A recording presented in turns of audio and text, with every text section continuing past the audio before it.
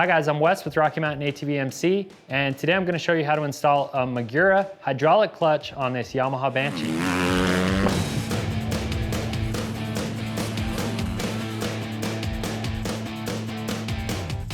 All right guys, so a common complaint with the Yamaha Banshee is that hard to pull clutch lever. Now there's a lot of different things that can lead to that problem, and some of those things are a dirty or dry clutch cable. Maybe you don't maintain it as much as you should.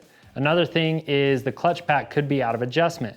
And another common thing we see is people installing heavy duty clutch springs. And now that's an aftermarket addition that will help prevent clutch slippage, but it's also gonna make that lever pull hard to do. So on this machine, we've actually done that. We've got heavy duty clutch springs in here, and we just installed a clutch lockout kit. And both of those things together are gonna make that clutch lever a little harder to pull.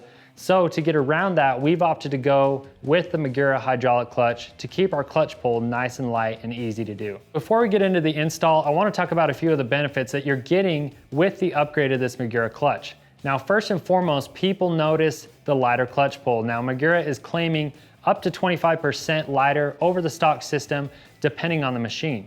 Another huge benefit is this is zero maintenance, so no more cable lubing. It's also going to self-adjust for clutch wear and free play. Another big benefit is this is going to give you a smooth and consistent feel of the clutch and your machine, so you're going to have more control over your machine. And one last cool thing about this kit is you're getting a breakaway lever, and what that's going to do for you is help prevent a bent or broken lever in the event of a crash. Now, something else that I want to address real quick is just the fear that people have of these kits. They think they're maybe hard to install, hard to bleed, hard to maintain, and it might just be overwhelming for them to tackle in the first place. Now, what Magura has done to overcome that is they actually fully assemble, fill, and bleed these kits at their factory in Germany. So they come plug and play, ready to install in your machine. Now, essentially what you're doing is just replacing the cable that's already on your machine. So if you can replace your clutch cable on your machine, you can install one of these hydraulic clutches. So now over at the workbench, you can see I've got the Magura clutch kit all unboxed. I also have the owner's manual as well as the service manual for our machine. For tools, we're just gonna need some real basic hand tools. I've also got rags, gloves, safety glasses, and a set of calipers to measure free play. So let's get started. So the first step of this install is just to gain access to the routing of the stock cable. So what I'm gonna do to get that access is just go ahead and remove the seat. I'm gonna remove the radiator shroud as well as the tank shrouds, and I'm also gonna remove the fuel tank. There's 3 bolts that hold this on, 1 on top, 2 on the sides. Make sure you're using the number 3 Phillips so you don't strip these out. So next is the tank shrouds. Now I've got 2 Allen head bolts in the back here, and then there's 2 Phillips head bolts in front.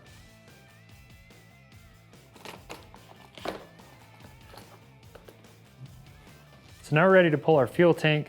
Obviously, you need to make sure that your fuel is turned off before you remove the hose. There's 4 bolts that hold the fuel tank on. Ours are Allen head bolts. You might have something a little different.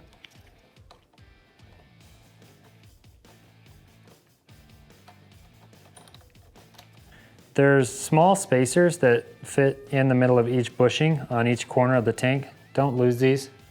And now we can go ahead and pull the fuel tank from the ATV.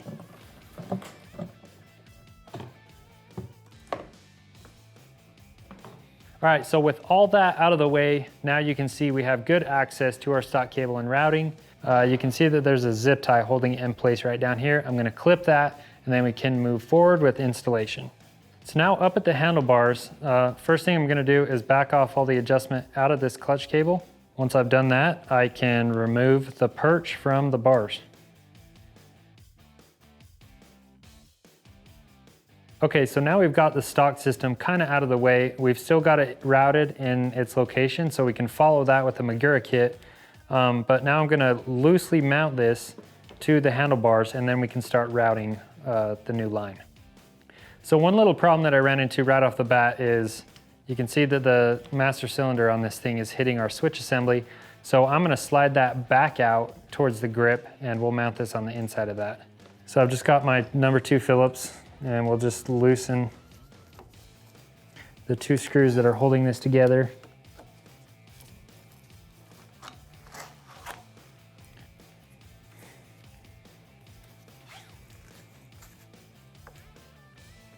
All right, so now I can take the Magura clutch master cylinder assembly, and for now I'm just gonna loosely install it onto the bar and we'll work from there. So we've got the included pinch bolt. Go ahead and thread that in and loosely attach this to our handlebars. So now we can take the slave cylinder on the Magura line and follow the stock clutch cable.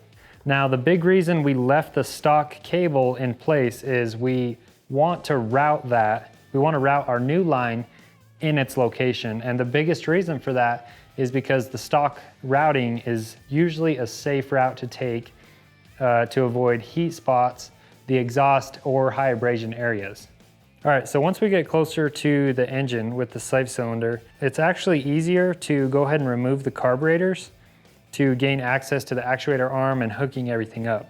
And it's also gonna be way easier to set the free play at our slave cylinder.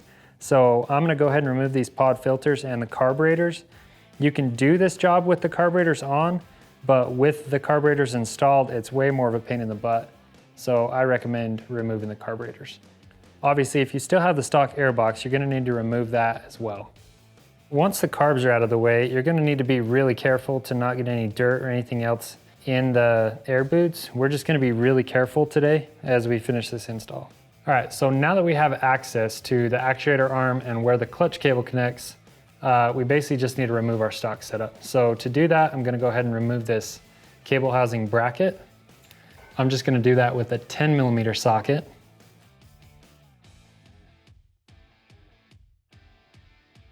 Now on the actuator arm, there's a clevis that holds the end of the clutch cable. There's a little tab that's bent down to make sure that it doesn't accidentally pop out. We're gonna need to bend that up in order to remove the cable. And now we can go ahead and remove the stock cable.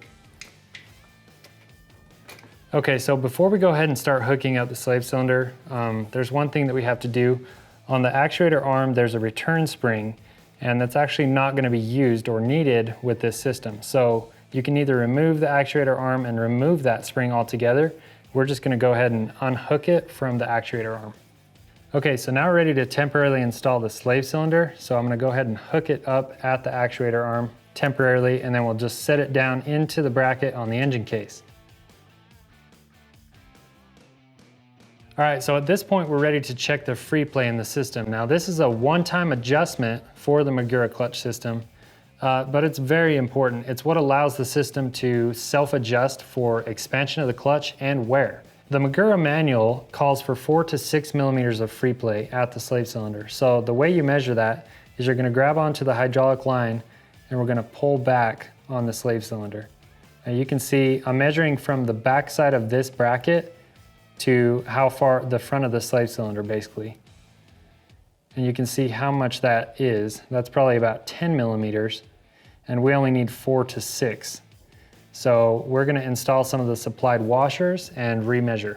So I'll go ahead and remove this cable bracket again. Disconnect it at the actuator arm, and then we can slide our washers on. So the kit comes with a bunch of different size washers. Now, they are different inner diameter as well as different thickness, and that's what's gonna allow us to dial in that free play and get it exactly where we need it. Now, I'm gonna go ahead and start with these 3 smaller washers on the slave cylinder, and we'll see where that gets our free play. So now I can go ahead and install these 3 washers over the rod and all the way on to the slave cylinder. And then I can go ahead and reinstall this just like I did before.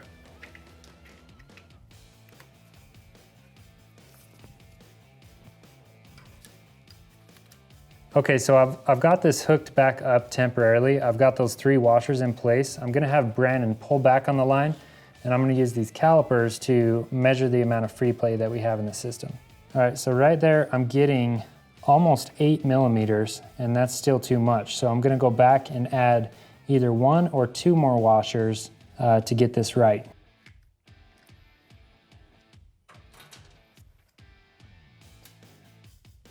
All right, so I've got a couple of the bigger washers, and I'm gonna go ahead and measure those, see how thick they are.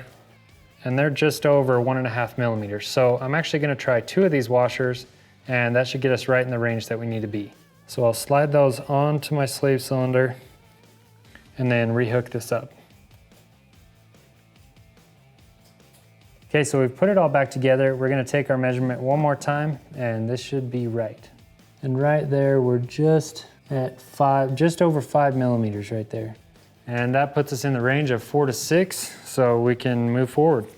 Okay, so real quick before we button this thing up, I wanna quickly explain something. So we've got ours dialed in at 5 millimeters of free play. Now, you can see we had to use 3 small washers and 2 larger washers, but keep in mind that each machine is gonna be a little different.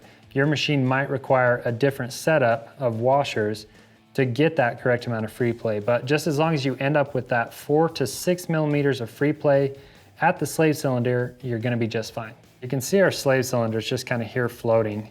It's a little different than the stock setup. We asked Magura about this and they said it's just fine. It's not something that we need to worry about.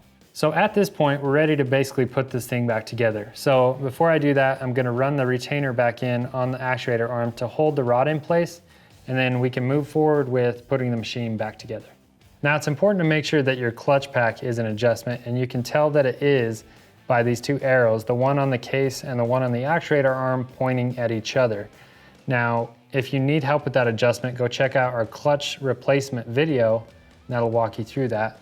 All right, so once we've got the Magura system hooked up, I'm gonna move up to the bars and just actuate the lever a few times and make sure everything's hooked up correctly, and it looks like it is. So we can just move forward with putting the machine back together.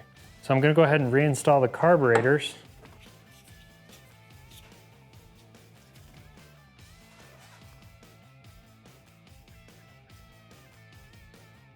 So at this point, we can get the stock cable out of the way. And then we're gonna go back through and secure our hydraulic line into place. Now, again, you wanna make sure that it's not touching the exhaust, it's not near anything that's gonna get super hot or rub on it. I'm gonna use a couple zip ties to do that. So after we've got the hydraulic hose secured in place and we've made sure that it's not gonna interfere with any of the controls or the steering, now we're ready to just finish this thing up. So now we can reinstall the fuel tank, the radiator cover, the fuel tank shrouds, and the seat.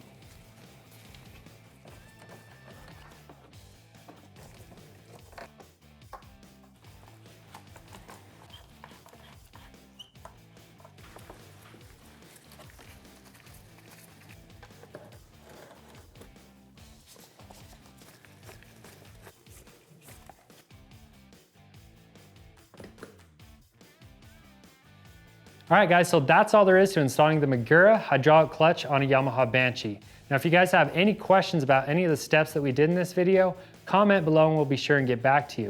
And if you guys want to see all the parts and accessories that we've got on this Banshee, check out the build video, and remember that all orders over $75 ship free. And if you guys haven't already, subscribe to our YouTube channel. Thanks for watching.